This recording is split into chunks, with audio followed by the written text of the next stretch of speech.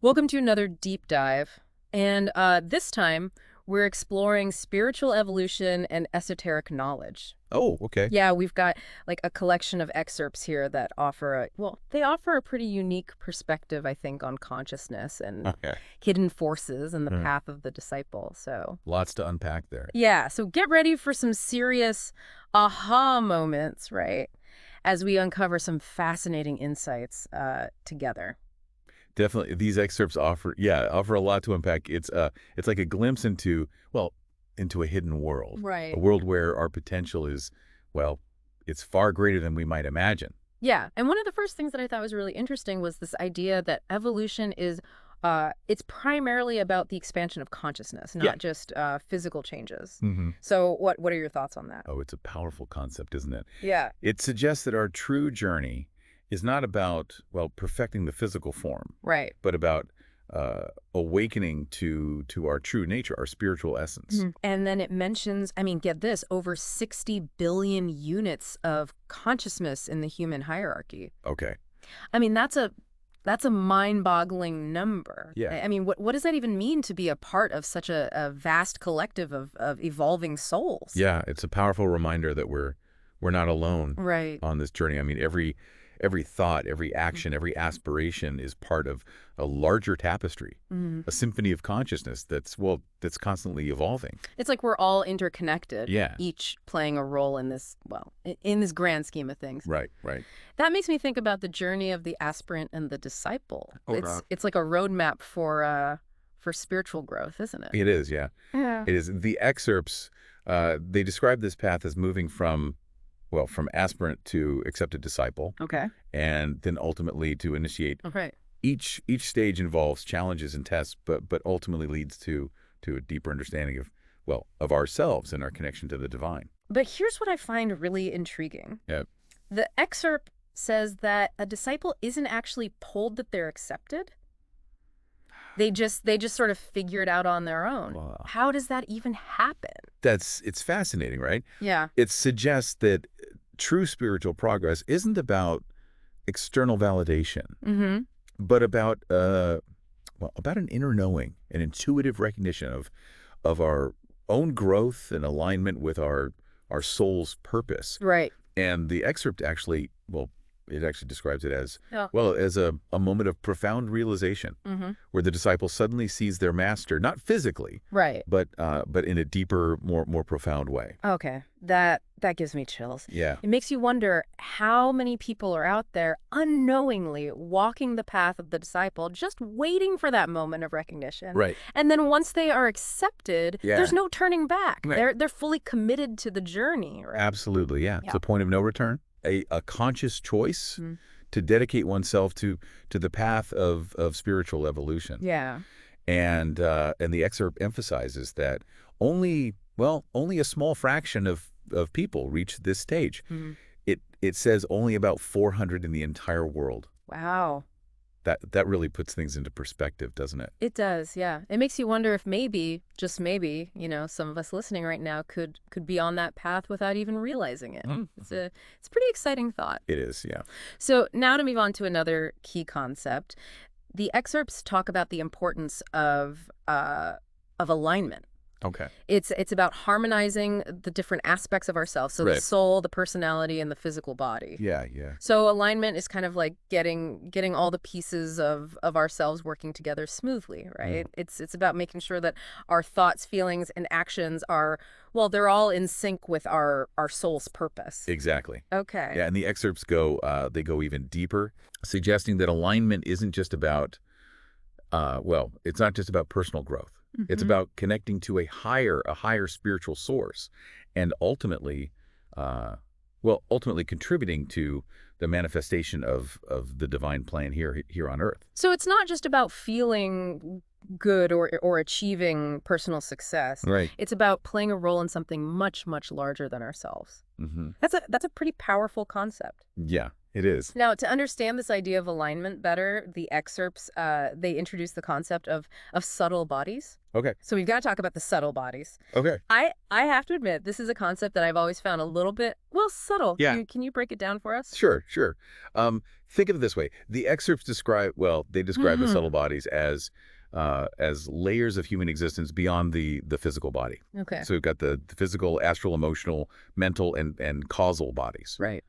Each layer has its own unique qualities and functions. Oh. It's like those Russian nesting dolls. You know, each one fits inside the next, creating a whole that is greater than the sum of its parts. Okay, so it's like our physical body is just the outermost layer. Right. And then we've got these other layers within that are more subtle, more energetic, and refining and mastering these subtle bodies is key to spiritual progress. Right? Precisely. Yeah. It's about bringing these different layers into harmony, aligning them with our soul's purpose. Right. Here's where it gets really interesting. Okay. One excerpt, it mentions that as we evolve, we can actually dissolve the astral and causal bodies once we've transcended their limitations. Oh, wait a minute. Dissolve them. Yeah. Like they just disappear. What does that even mean? It's a profound idea suggesting that as we evolve, we shed the limitations of these subtle bodies and move into a state of greater freedom and expansion. Yeah. It's like breaking free from the confines of a cage and stepping into a boundless sky. Okay, that's an amazing image. Yeah. But how do we even begin to work with these subtle bodies? Right. They seem so, well, subtle. That's where the Antakarana comes in. Okay. Yeah, this is another key concept highlighted in the excerpts. So the Antakarana is kind of like a bridge between these different layers of ourselves, right? Mm-hmm. How exactly does it work? The excerpts describe the Antakarana as a bridge built through meditation, understanding, and service. Okay. It connects the different parts of our mind and ultimately links us to the soul. So it's not just about meditating in a cave somewhere. Right. It's about actively engaging with the world, learning, growing, and using our knowledge to serve others. Exactly. Yeah. And here's what I find particularly fascinating. One excerpt describes the Antakarana as a thread of consciousness that links us back to our monadic source. Okay. It's like an ancient family tie connecting us to the very source of creation. Wow, that's a beautiful way to put it. Yeah. So building this Antakarana is essential for connecting to our true selves and fulfilling our spiritual potential. It is. Yeah. It's about bridging the gap between the mundane and the divine, the personal and the universal. Now, one of the excerpts mentions the astral plane. Okay. And it describes it as a realm of illusion, glamour, and distorted reality. Sounds like a pretty tricky place to navigate. It can be, yeah. Yeah. It's like a hall of mirrors where things aren't always what they seem.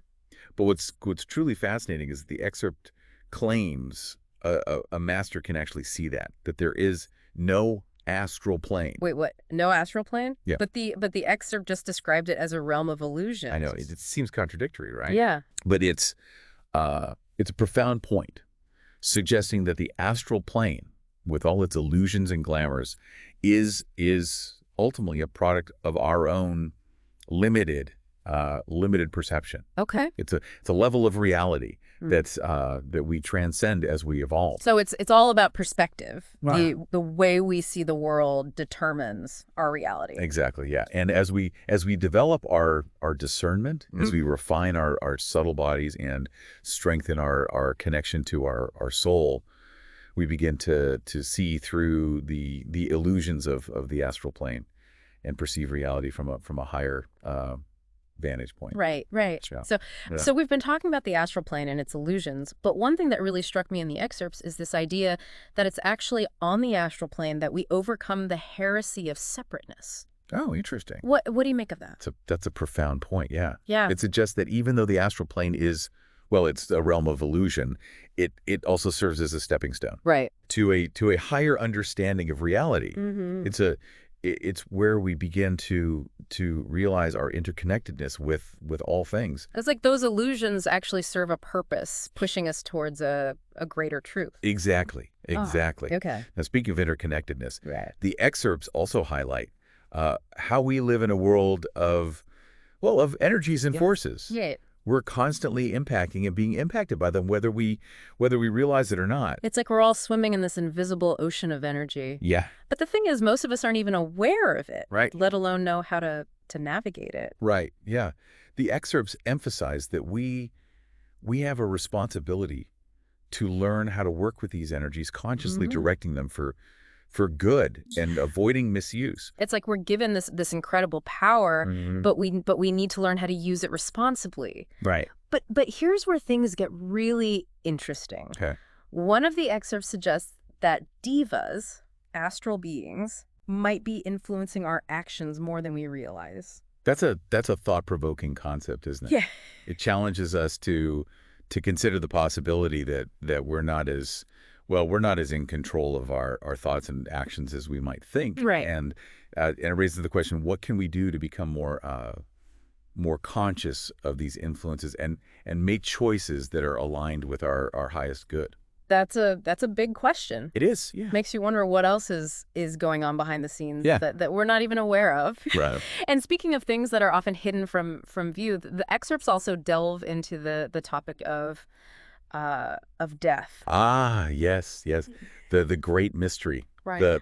The excerpts offer a unique perspective on death, suggesting that it's not an end, Hmm. but a transition. Right. They actually describe it as a liberation, Okay. a release from the limitations of the physical form. That's a comforting thought, especially for those of us who fear death. Yeah. But the excerpts also mention this intriguing figure called the dweller on the threshold. Oh, right. Okay, what exactly is that? The dweller on the threshold is described as a symbolic representation of all the aspects of ourselves that we need to overcome to progress spiritually.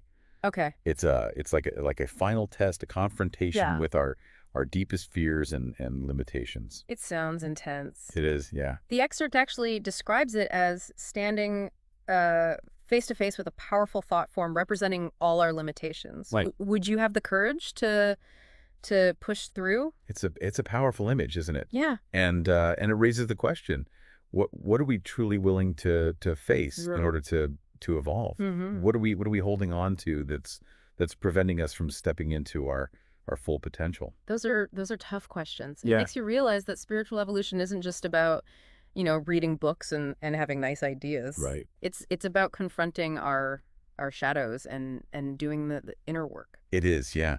And the excerpts emphasize that discipline and service are essential for this journey. So it's not just about personal growth and self-discovery. Right. It's about using our understanding to serve others and contribute to the to the greater good. Exactly, yeah. The excerpts actually suggest that selfless service is, well, it's the key to attracting the attention of a master. Yeah. It's not about seeking, it's not about seeking personal favors or recognition. Right. It's about aligning with the divine plan and using our gifts to make a positive difference in the world. Okay, so we've covered a lot of ground here. Yeah. From the astral plane to the dweller on the threshold to Yeah. the importance of discipline and service. Mhm. It's a lot to digest. Yeah, it is. But one of the things that keeps coming up for me is this idea that true esoteric knowledge is meant to be applied, not just accumulated. Absolutely, yeah. It's not about becoming a walking encyclopedia of spiritual concepts. Right. It's about integrating those concepts into our lives, Mm-hmm. transforming ourselves from the inside out, Yeah. and then using that transformation to serve others. And speaking of transformation, Yeah. one of the excerpts really, really jumped out at me. Okay. It talks about the potential difficulty in understanding these complex spiritual concepts, almost like we need a new way of thinking to truly grasp them. It's like trying to explain calculus to someone who's just learning to count. Right. It takes time, effort, and a willingness to stretch our our minds beyond the familiar. But what's really interesting is that the excerpt actually it encourages us to embrace the challenge. Oh, It suggests that wrestling with these abstract ideas, even if they initially seem beyond our comprehension, is essential for developing our intuition and preparing us for initiation. What I find fascinating is the idea that true understanding comes, comes more from absorption than analysis. Mm-hmm. It's about allowing the knowledge to soak in, Right. trusting the intuitive process, Mm-hmm. and then allowing that understanding to emerge naturally. It reminds me of learning to ride a bike. Yeah. You can read all the manuals you want, but you won't truly get it until you hop on and start pedaling. Right. You have to experience it for yourself. Exactly. Yeah. And the excerpts emphasize that sometimes the most profound teachings are expressed in the simplest terms. Yeah. It's not about being obscure or convoluted. Yeah. It's about meeting the student where they are and guiding them toward deeper understanding. It's like those ancient Zen koans. Yeah. They're often paradoxical and seemingly nonsensical. But they're designed to jolt us out of our habitual ways of thinking and open us to a new level of awareness. Precisely. Yeah. Now the excerpts also touch on the importance of goodness and altruism, Right. linking them directly to realization and service. So it's not just about acquiring knowledge or developing spiritual powers. It's about cultivating a noble character, Mm-hmm. a heart filled with compassion, and a genuine desire to help others. Absolutely, yeah. The excerpt suggests that as we grow in awareness and dedicate ourselves to serving others, Mm-hmm. we naturally become more kind, compassionate, and holy in character. It's like a beautiful cycle, isn't it? The Yeah. more we serve, the more we realize. Right. And the more we realize, the more we serve. Exactly, yeah. Yeah. And this brings us to another key point, the power of the mind. Okay. The excerpts seem to suggest that mental power can be a force for tremendous good, Mm. but it's also a double-edged sword. The excerpts caution that if mental power is used selfishly, it ultimately it destroys the user. Yeah. True power comes from aligning with the soul and using our abilities to uplift and empower others, not to control or dominate. It's a reminder that with great power comes great responsibility. Right. Yeah. Okay. Now, shifting gears a bit, the excerpts also present this fascinating idea that the Earth itself is, it's an organ within a larger organism. It's like those Russian nesting dolls again. Yeah. We're all nested within larger systems. Mm. It's a reminder that we're not just individuals, but part of a vast interconnected web of life. Precisely. And this interconnectedness extends beyond the physical realm. The excerpts touch on the problem of labor and capital, Right. suggesting that it has its roots in the subjective distinction between equipped and unequipped egos. Okay. It's about those who have awakened to their spiritual potential, and those who are still groping in the dark and gloomy corridors of ignorance. It makes you wonder what role education and spiritual development could play in bridging that gap and creating a more just and equitable world. It's a thought-provoking question, isn't it? Yeah. Yeah, it suggests that true progress isn't just about it's not just about economic or technological advancements. Right. It's about raising the consciousness of humanity as a whole. And one excerpt offers a really empowering perspective on this. Yeah. It states, "No man is ever put into circumstances which are insurmountable once he has reached the point where he has intelligently put himself on the side of evolution or of God." It's incredibly inspiring. Right. It's like saying once you commit to growth and align yourself with the forces of evolution, you've got this. You've got this. It emphasizes that this is an active choice, Right. a conscious decision to embrace the path of spiritual growth. Mm-hmm. And it seems to imply that when we make that choice, Yeah. the universe conspires to support us. Absolutely, yeah. Yeah. But the excerpts also caution against making assumptions about where someone is on their path. Right. Yeah. They remind us that true wisdom lies in understanding and respecting the individuality of each soul's journey. It's a reminder to focus on our own growth and offer support to others without judgment Yeah, or comparison. exactly. Yeah, Okay. and the excerpts introduce this fascinating concept of the seer, Mm-hmm. someone who had developed the inner vision to perceive truths that are hidden from ordinary senses. Like they have access to a whole other level of reality. Really? But the excerpts also remind us that there are no shortcuts on the path to enlightenment. Every step has to be carved out by the individual through dedicated effort. But the rewards are immeasurable. Right. Imagine being able to glimpse the reality beyond the illusions, to hear the clarion call of the soul. Mm-hmm. That's a prize worth striving for, wouldn't you say? Absolutely. Yeah. But it all starts with the right attitude, doesn't it? It does, yeah. The Yeah. the excerpts emphasize the importance of shifting our focus inward, Hmm. cultivating a more spiritual perspective, and letting go of our attachment to material So things. it's about recognizing that true fulfillment comes not from external possessions, Yeah. but from inner transformation. Hmm. And this requires us to cultivate certain qualities, Yeah. like a calm and balanced mind, restraint of speech, and Hmm. a selfless life motive. Right. Yeah. Yeah. And here's a key point.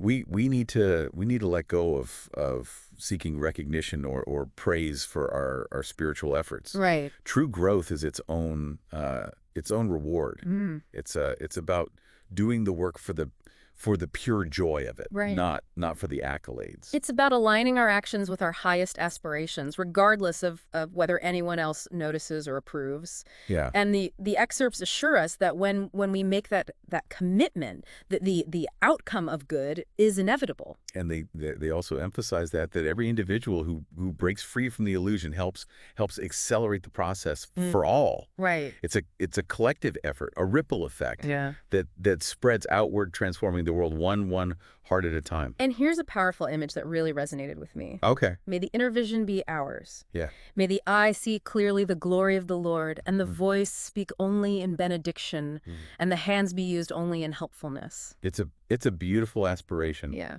A reminder to align our thoughts, words, and actions with the highest good. And the excerpt suggests that despite all the chaos and challenges we see in the world today, humanity's heart is ultimately sound. Mhm. There are those who see the potential for good and are working towards a brighter future. Right. It's a reminder to have faith in humanity, to trust that even in the darkest of times, the light will eventually prevail.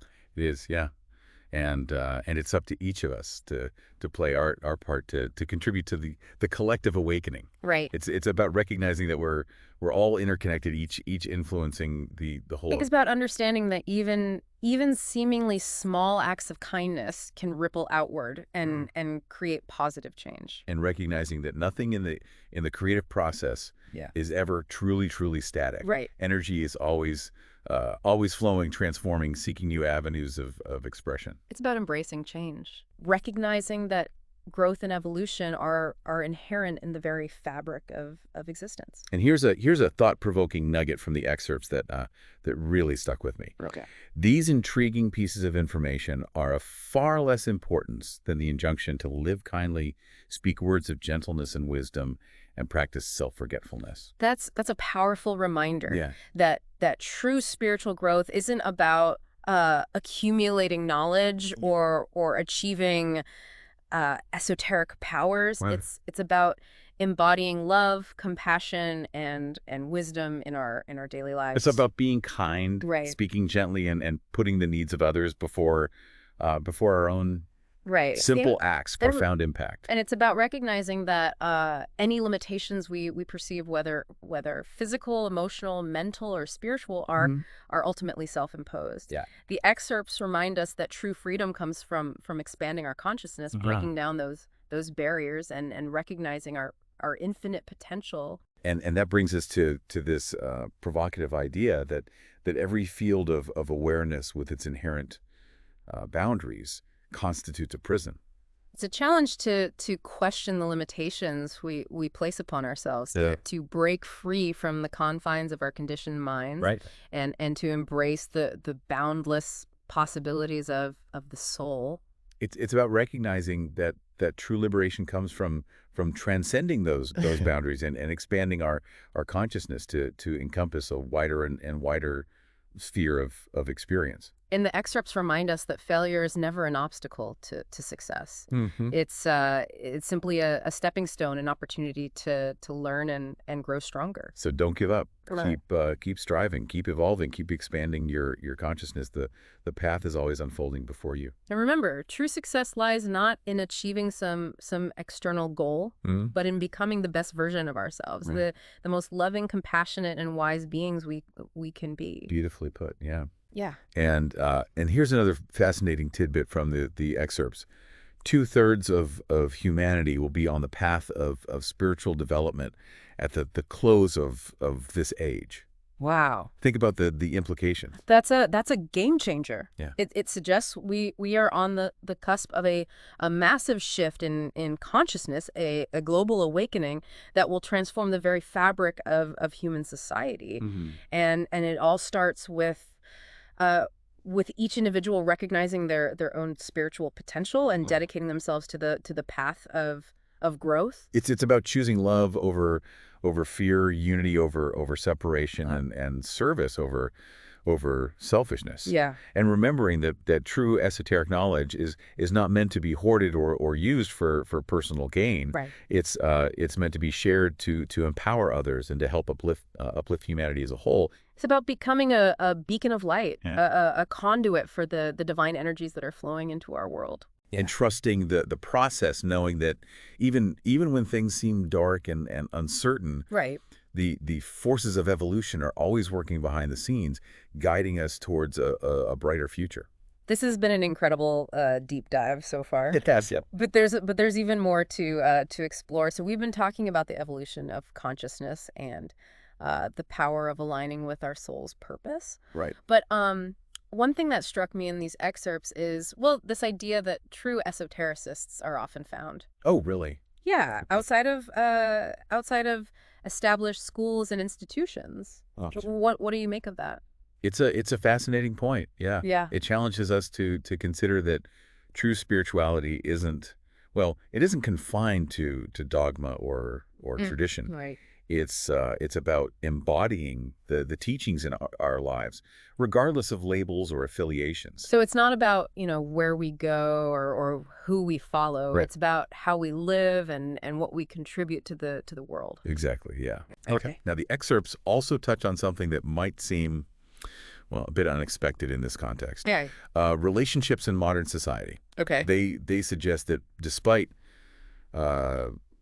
legal constraints or social norms, true monogamy is what's rare.